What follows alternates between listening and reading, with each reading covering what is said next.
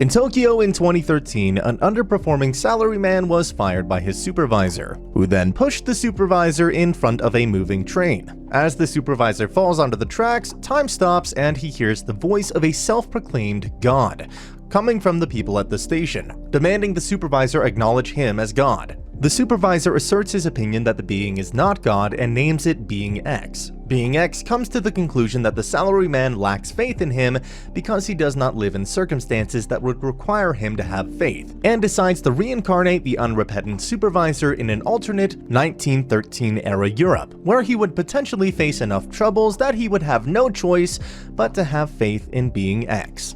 Tanya grows up in a poorly funded orphanage in Buran, where it is discovered by routine tests that she has an exceedingly high magical aptitude. Tanya decides to enlist in the Imperial Army, where she believes she would fare better as an orphan in wartime. She performs well and is entrusted with training new cadets at a military academy, but is ruthless and unforgiving to her students, much to Rurugan's horror. In 1923, a 9-year-old Tanya was operating as an artillery observer at the Northern Theater Force garrison during the initial invasion of the Empire by the Entente. Led by Lieutenant Colonel Anson Su of the Entente, leads a company of the 5th Aerial Mage Battalion after Tanya, who is ordered to stay and delay them, which Tanya does so at great injury to herself. Back at the garrison headquarters, Tanya is awarded the Silver Wings Assault Badge and hopes she isn't sent to the front lines. Instead, she is dressed up and lauded as a hero of the Empire. To Tanya's great relief, after recovering from her injuries, she was assigned to the Tactical Instructor Squad away from the front. She tests a new type of computation jewel, a device necessary for mages to perform magic, the Elenum Type 95. But this proves to be as dangerous as fighting on the front lines due to the extreme instability of the Type 95. Chief Development Engineer Adelheid von Schugel pushes her to her limits but is unable to make the Type 95 sufficiently stable. After criticizing the technology, she requests a transfer which is approved, and then the project is frozen. That night, Being X animates the Nutcracker doll and accuses Tanya of not having developed any faith or insight, but Tanya disagrees with Being X and destroys the toy. She wakes up the next day and assumes it was a dream. Tanya participates in one more experiment and, just like the Type 95, is about to explode. Being X performs a miracle and stabilizes the jewel to prove his power to Tanya. As a result, the Type 95 is now usable only by Tanya, and greatly amplifies her power when used, on the condition that she prays to Being X. She views this as a curse. Headquarters decides to send her to officer training, and she recommends Victoria for officer training as well. Meanwhile, Headquarters realizes the necessity of a rapid response unit in the Imperial Army. 6 months after leaving the front lines, Tanya is still training to be an officer at a military academy, and is doing well in her studies. She meets General Zator in the academy's library, and he asks for her opinion on the war. She predicts that it will become a world war and outlines a strategy for the Empire, using the firepower and agility of mages to minimize military losses. He is impressed by her battle knowledge and ideas and asks for a report, which she sees as an opportunity for career advancement. Later, Tanya meets Captain Uger, one of her academy rivals, in a cafe. Uger reveals to Tanya that he is more concerned about his family than the war, and about the future impact the war will have on his daughter, whom he fears may one day be forced to fight. Tanya is able to emotionally manipulate him to drop out of the academy in exchange for a safer line of work, securing her position as one of the elite students at the academy. Tanya's plan is passed to General Kurt von Rudesworf by Zetor. At a conference held at the Imperial Strategic Headquarters, Zetor tables Tanya's plan for a rapid response mage battalion, which is accepted. At the Western Theater garrison, Rurugan is furious when he learns that Tanya's plan has been implemented with her in command of the Rapid Reaction Force. Tanya is invited to dinner with the colonel, where she is put in charge of a new 48-strong Rapid Response Mage Battalion and will be promoted to the rank of captain. Much to her horror, this will actually be more dangerous than fighting on the front lines. She tries to find ways to delay the implementation of the battalion, especially after a large number of applications for the battalion are received, but a newly promoted Victoria is assigned to assist her, thus preventing Tanya from further delaying the information of their battalion. Tanya holds a test to decide whether or not the mages who have sent their applications are worthy of joining the new battalion, but most fail, resulting in a low recruitment rate, leading to her superiors complaining that her standards are set too high. Tanya accepts this compromise to accept more lower standard mages and declares that she will bring all the mages to an acceptable standard in just a month. She is granted free rein on how to go about it. She holds a grueling training regimen, with many nearly dying, which she hopes will deter them from further training. But the mages are instead frightened that dropping out will incur even worse punishment, and decide to continue. Some are even inspired to meet her lofty standards. Within a month, they had been successfully transformed into skilled soldiers, even by Tanya's standards. She then receives instructions to go with her battalion, named the 203rd Aerial Mage Battalion or Pixie Battalion, to the Grand Duchy of Daika, which has mobilized its troops and crossed the imperial borders. There, the first battle the 203rd encounters is totally in their favor. The Dakians have no mages and still use techniques for outdated forms of warfare, even lacking the capability for even the most basic of anti-aircraft operations. The Dakian attack was repelled with ease by the 203rd, resulting in massive Dakian casualties. Tanya commands the 203rd to follow her to the Dakian capital to test their combat prowess, leaving the remainder of the Dakian invasion force to regular imperial forces.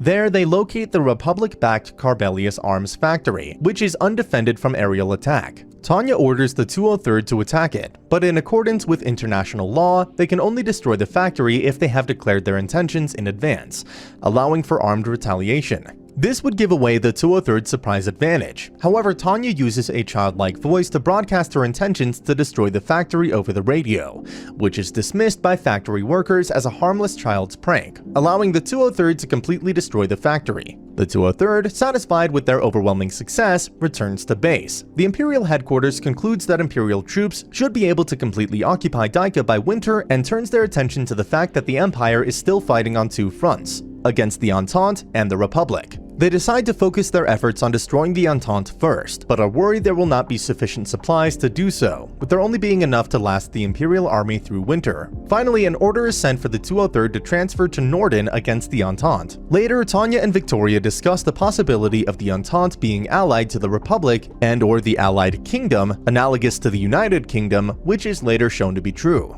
Tanya realizes that being X may be orchestrating the upcoming World War in order to force a situation wherein she would have no choice but to worship him. At Norden, the Viper Battalion fights against the attacking Entente forces, but faces heavy losses. The 203rd comes in just in time to rescue the Viper Battalion and launch a counterattack. When offered to be reinforced by additional Imperial army units, Tanya turns the offer down, to create a reputation for the 203rd. She chooses to go after enemy bombers, leaving the rest of the 203rd to carry out the attack. After downing a flight of bombers and landing to look for survivors, Being X once again stops time, animates a dead Entente soldier, and asks Tanya how it feels to fight a war against the whole world.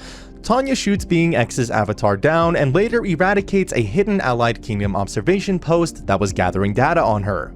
At Paris, Lieutenant Colonel Zavren Bantot informs General Pierre Michelet Lugo of the failure of the Entente's attacks and of Republican mage casualties, advising him to refrain from sending more Republican mages to assist the Entente. However, Lugo refuses, seemingly under the influence of Being X. In the Entente Ministry of Defense, it is revealed that Anson Su has been promoted to colonel, but is worried about dying and leaving his wife and daughter, Mary Sue, behind. At Port Onelus, Colonel Su bids farewell to his family as he leaves for his post at the relatively quiet Orsay Fjord, located far from the front. Sometime later, he discovers that he has received a rifle from his daughter as an early Christmas present. Meanwhile, at the Imperial Army's Northern Theater Command Strategy Conference, Tanya proposes a strategic retreat, thus shortening supply lines for retreating Imperial forces, allowing the Imperial Army to resupply and making it easier for them to launch an offensive in spring. She asserts that while the retreat would continue the war, an offensive at this moment would exhaust the Imperial Army in Norden, thus limiting its effectiveness. Despite this, it was decided that an offensive would be carried out regardless of the potential losses. Afterwards, during a conversation with Rurigan and Rudersdorf, she deduces that the offensive's main purpose is to be a diversion for Imperial forces to launch an amphibious offensive at the rear of the enemy. Rudersdorf decides to send the 203rd to launch a surprise attack on the heavily defended Orsay Fjord in advance of their North Sea fleet. During the attack, the 203rd is intercepted by a battalion-sized unit of mages led by Colonel Su. Tanya leads the first company in intercepting enemy mages, while the second and third companies destroy the defensive cannons located along the coast, allowing the fleet to land and take control of the railroads, in turn allowing Imperial forces to take over the port. Su's mages are devastated by the first company. In the final confrontation, Tanya bayonets Su, who falls into the sea. Tanya recovers Su's rifle and claims it as her own. Biento and the Republican Army's 2nd Mages Company support a rebel uprising in Irene City against Imperial occupiers. This is a problem because the Irene rebels now control the large railroad that passes through the Irene, which is straining Imperial supply lines. The 203rd is ordered to intercept and destroy all resistance, even if it means civilian casualties. They find the city heavily defended. However, Strategic Command has a plan to rapidly suppress the Irene rebellion, as in accordance with international law, should a city not be evacuated after an evacuation order, all remaining people in that city will be treated as enemy soldiers. After a fierce attack by the 203rd, battered Republican mages seek shelter in a building. Following a refusal to surrender or evacuate, the 203rd observes the murder of a captured Imperial soldier by Irene rebels, providing a casus belli for retaliation. Irene comes under sustained attack from Imperial artillery, causing countless civilian deaths. The Republican mages are driven off completely and control of the Irene is returned to the Empire. Second Lieutenant Varun Grant refuses to open fire on the Irene rebels, but Tanya pressures him into doing so. At Strategic Headquarters, Zetor reveals to Rurugan that the idea for the destruction of Irene actually came from a thesis written by Tanya that details methods to circumvent international laws on city bombardment. At an Allied Kingdom hospital, the critically wounded Colonel Su slowly recovers from his encounter with Tanya and says that God told him to destroy the devil. Some days after the battle at Irene, Tanya meets Major Uger from the Academy, who tells her of a plan to withdraw Imperial forces from the Rhine to draw Republican forces into a trap, Operation Revolving Door, consisting of 4 separate phases. At the Command Strategy Conference, Zetor proposes this plan and arranges to use the 203rd to attack the rear of Republican forces. The Empire carries out a widespread disinformation campaign as the first phase of Operation Fog and Sun to trick Republican forces into a large-scale Imperial retreat. Rugen tells Tanya that the plan for the second phase, Operation Shock and Awe, is to take out the Republican Command headquarters and their communication systems.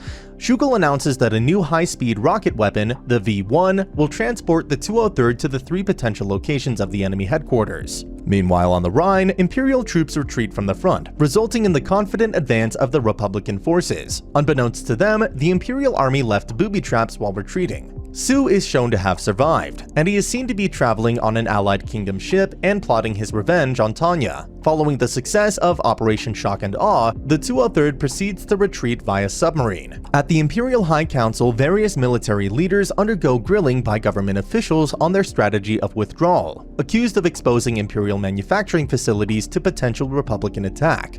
They delay their response, stalling for time while they wait for Tanya's unit to report on their status. Finally, Zetor announces to the Imperial High Council that the enemy command structure has been destroyed, and the commencement of the 3rd phase of Operation Lockpick. It starts with the detonation of traps left behind by the retreating Imperial army, resulting in widespread Republican losses. Without communications, the Republican forces are in disarray and suffer a sustained counterattack by Imperial heavy armor and mechanized infantry, which completely encircle the Republican forces. During an investigation into the cause of the communications breakdown, Bento arrives at the ruins of the Republican Army's headquarters and is horrified. The 203rd takes part in the 4th phase of Operation Revolving Door, a series of mop-up operations against the Republican Army remnants, but suddenly comes under attack from an Allied Kingdom mage unit with long-range weapons led by Su. The diminished 203rd goes on the offensive rather than retreating. They use their altitude advantage but suffer heavy losses, especially when the Sioux use a magically enhanced trench gun. She then recognizes him from their previous encounter, but he is possessed by being X and grabs her. Victoria helps Tanya break free, and Tanya empties an entire magazine into Su, penetrating his magical defenses.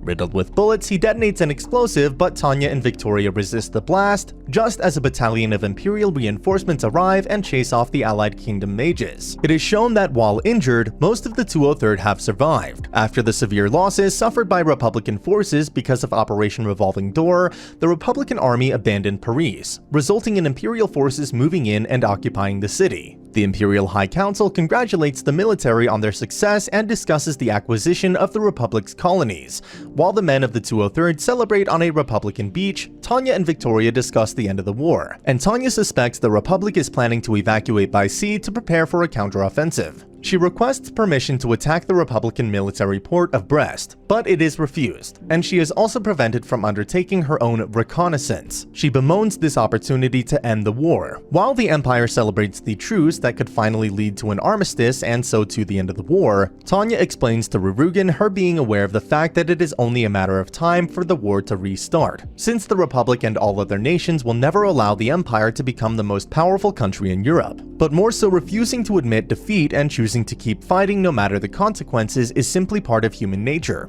In fact, the Empire's overwhelming growth finally pushes the remaining superpowers of the world, the Allied Kingdom, the Rusi Federation, and the United States, to form an alliance against the Empire. When General Lugo of the Republican Army proclaims the birth of the Free Republic of Tunis, it becomes clear to the Empire citizens and soldiers that the war is far from over. While the battles begin once again, Tanya and her squad are sent to Africa to begin the fight against the Free Republic. While haranguing her men, Tanya tells them that the war is proof that God has failed, and that the power to influence mankind is now in the hands of man, and especially of the soldiers, once again launching her challenge against Being X. Meanwhile, in the United States, Mary Sue, blessed with Being X's power, enlists in the US Army in search of Tanya, seeking vengeance for her father's death. And that's the end of the video. As always, if you liked what you saw, subscribe to the channel. I'll be uploading a lot of videos just like this, so I'll see you at the next one.